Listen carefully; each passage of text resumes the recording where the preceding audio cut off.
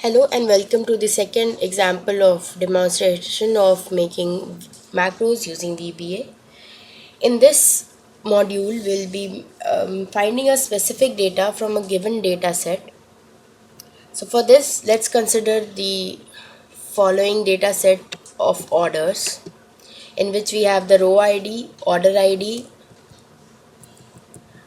date, customer name, order quantity, unit price, province and region. What we want is we should enter the order ID to extract the date of the order, the customer name, order quantity, unit price, and the total amount that is payable by the customer.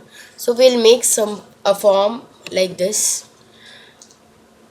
It is nothing that we have just selected a region and colored it using this background as orange,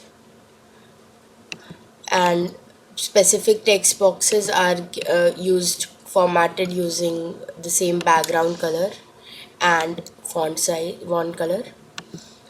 We have created one button using the developer tab, insert button, and the button is renamed as search order ID. So we have assigned a macro to this which is called search order ID, and whenever we'll enter the order ID and click on this button, it will return the details of this order ID.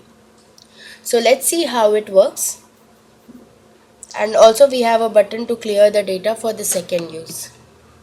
So first we'll be finding out how to make the search order ID macro. For this we'll go to Visual Basic. So my order ID macro is named as search order ID. We are using two variables, and we are making naming it as eRow and LST row. So LST row will give us the last row of the whole data set which has been created. That is the order sheet, the last row. It will return 501 row. So when we press Alt F11, we'll be back to the VBA environment. So the command is sheets, the name of the sheet which is given as orders in the parenthesis in quotes, dot cells. So rows dot count will count the number of rows, and comma 1 will be just the first column, and excel up dot row. So it will give you the last row's value. Now what we want is the loop should be created from the second row from where our data begins. The second row from where our data is beginning. 2.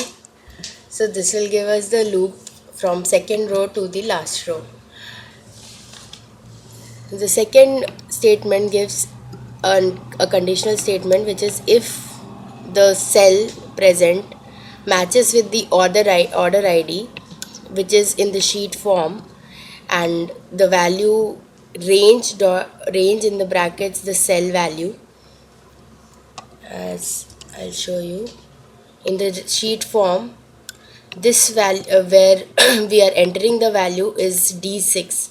So in that we are matching it with the cell of orders. So we are checking the first is second column, second row, then second column, third row, and so on. So if the order matches, you'll be printing the order name, date of order, the customer name, the in units ordered, and the price. So after that the condition closes and the next loop is created. So this is the macro, and we can run it once to check. So if we write order ID 123 and click on this button, the order ID appears. In the second module, for clear data, we'll go to Visual Basic, the second module. Its name is clear underscore data, and you are selecting the range C13 to D13 dot select and selection dot clear contents to clear the data. Now we also want the D6, which has the order ID mentioned, to be clear, so we are assigning that also and clearing it up. And in the end, the cursor comes to D6, is its range D6 dot select, enter. So if we go to the Excel, we'll run the same OID 111.